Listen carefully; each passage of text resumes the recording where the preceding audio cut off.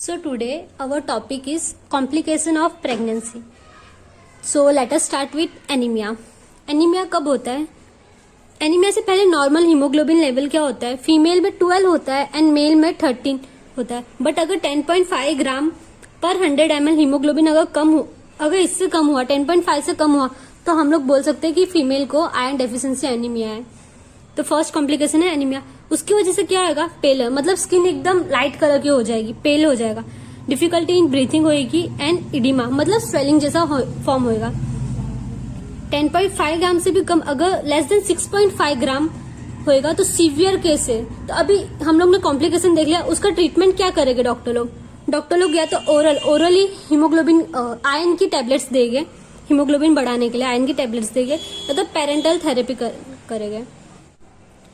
Antepartum haemorrhage, इसमें क्या होगा? बिफोर बर्थ प्रेग्नेंट फीमेल को हीमोरेज होएगा from 24 week to birth. Intrapartum haemorrhage में क्या होगा? ब्लीडिंग. हीमोरेज मतलब ब्लीडिंग होएगा. तो अगर इंट्रापार्टम होगा तो जब लेबर होएगा उस टाइम पे अगर ब्लीडिंग होगी तो उसको हम बोलेंगे इंट्रापार्टम हीमोरेज. अब उसका कॉज क्या है? अभी ब्लड लॉस हो रहा है फीमेल को, प्रेग्नेंट फीमेल को, तो उसका कुछ कॉज होगा. Cause a placenta previa and placenta abruption. या तो प्लेसेंटा यूट्रस के साइड आ जाएगा या तो फिर प्लेसेंटा टीयर हो जाएगा, इसकी वजह से ब्लीडिंग होगी.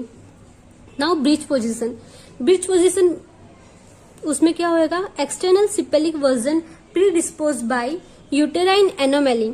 यूटेराइन एनोमैली मतलब फीमेल, जो प्रेग्नेंट फीमेल है उसके यूट्रस में कोई भी एबनॉर्मेलिटीज होगी. ओलिगोहाइड्रोमिनोस, इसका मतलब कम, जो हमारे एमनियोटिक फ्लूइड है, जो बेबी को कवर करके रखा है, एमनियोटिक फ्लूइड, वो कम हो जाएगा तो भी हम बेबी ब्रीच पोजीशन में आ सकता है. फाइब्रॉइड, अगर यूट्रस के आजू बाजू कहीं भी एरिया में फाइब्रॉइड फॉर्म होगा तो भी बेबी ब्रीच पोजीशन में आ सकता है. प्लेसेंटा प्रीविया, जैसे हमने ऊपर डिस्कस किया. अब फिटल एनोमली, बेबी में भी बहुत सारी डिफॉर्मिटी हो सकती है, उसकी वजह से भी बेबी ब्रीच पोजीशन में आ सकता है. पॉलीहाइड्रोएमिनोस, इधर हमने ओलिगो पढ़ा था, मतलब लेस. अब पॉली मतलब ज्यादा. अगर एमनियोटिक फ्लूइड ज्यादा भी हो जाएगा फीमेल के बॉडी में तो भी बेबी ब्रीच पोजीशन में आ सकता है, क्योंकि सोचो बहुत ज्यादा फ्लूइड है तो भी बेबी को ब्रीच पोजीशन में आने की शक्यता बहुत ज्यादा है.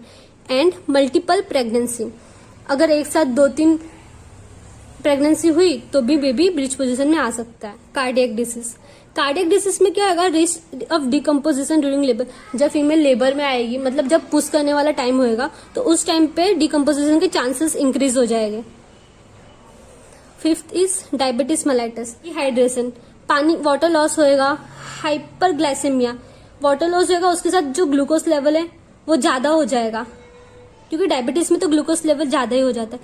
कीटोसिस, मतलब ज्यादा भूख लगेगी, ज्यादा प्रेग्नेंट वुमेन खाएगी. इफ अनट्रीटेड, मतलब हमने डायबिटीज मेलाइटस का जो केस है उसको ट्रीट नहीं किया, lead to rupture and bleeding. Rupture होएगा एंड ब्लीडिंग होएगा. और फिर शॉक ब्लीडिंग, जैसे हमने इधर पढ़ा था एंटीपार्टम हीमोरेज, तो ब्लड लॉस होगा तो शॉक की केस भी आ सकते हैं. एंड मैटरनल कोलैप्स, मॉम भी मर सकती है इसके.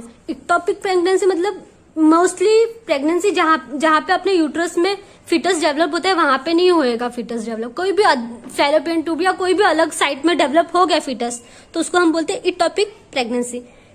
अभी foetus develops outside the uterus. Okay, ठीक है, यूट्रस के बाहर कहीं पे भी डेवलप होगा.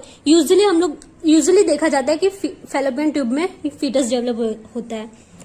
अगर ट्रीट नहीं किया तो क्या होगा? Rupture and bleeding, cause shock and maternal collapse. Mom के शॉक के भी चांसेस है और मॉम के डेथ होने के भी चांसेस है. नाउ फाइब्रॉइड, इसमें क्या होगा? यूट्रस हाइपरट्रॉफी, मतलब यूट्रस का एनलार्जमेंट हो जाएगा, क्योंकि उसके सेल मल्टीप्लाई होने लग जाएगा, तो इसलिए यूट्रस का एनलार्जमेंट हो जाएगा अगर फाइब्रॉइड फॉर्मेशन हुआ यूट्रस में. तो जेनाइटल हर्पिस सिंप्लेक्स वायरस, इसकी वजह से मॉम को होता है. नाउ नियोनेटल हर्पिस, ये बेबी में होएगा. जितना यंग बेबी होएगा उतना वल्नरेबल होएगा, उतना ज्यादा डैमेज करेगा बेबी को. इसका ट्रीटमेंट है एक्लोविर, या तो फिर प्रिवेंशन. हम लोग सीजरियन कर, अगर बेबी को मतलब निकलने का टाइम आ गया तो हम सीजरियन करके बेबी को निकाल लेंगे. इंट्रायूटेराइन डेथ, बेबी की यूट्रस में ही डेथ भी हो सकती है.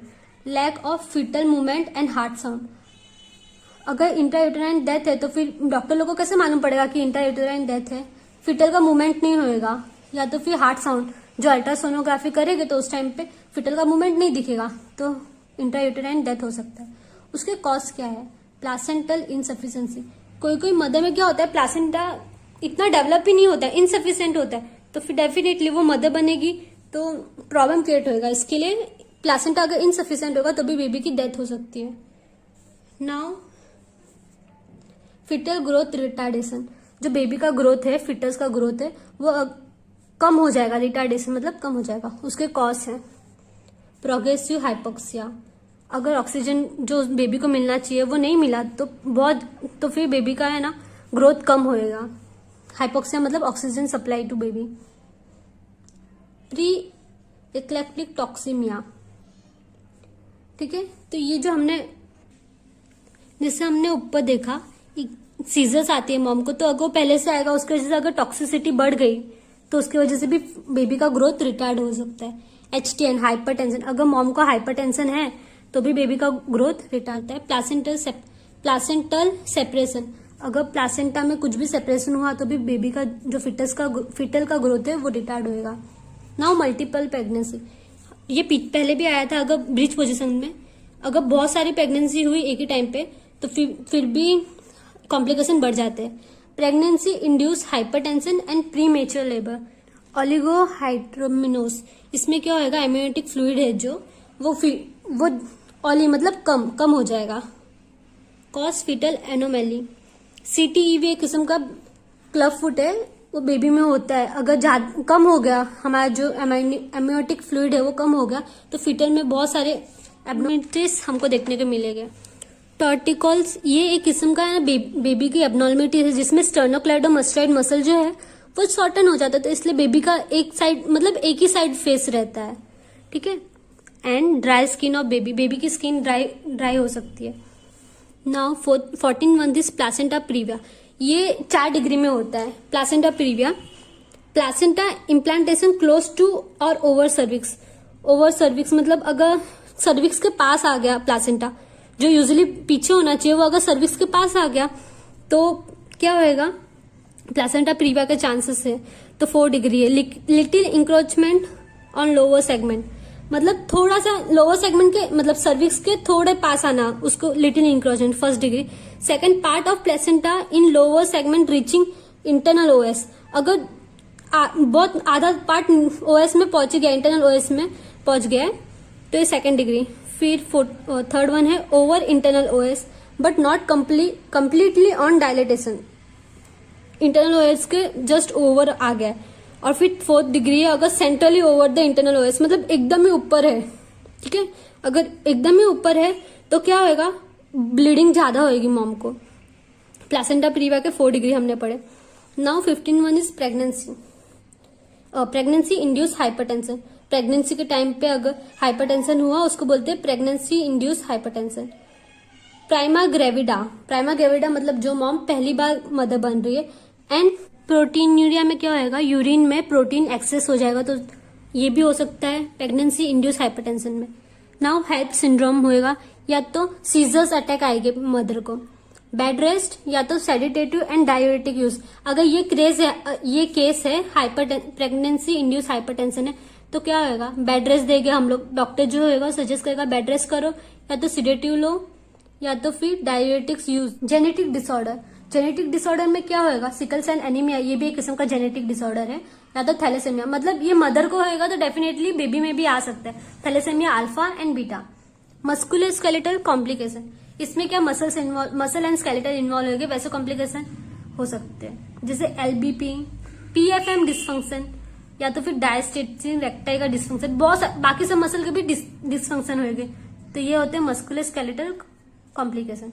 Now last HIV infection related complication, पीछे भी हम लोग ने देखा था हर्पीस वायरस के रिलेटेड, नियोनेटल हर्पीस, तो वैसे HIV इन्फेक्शन के रिलेटेड भी बहुत सारे कॉम्प्लिकेशन आ सकते हैं।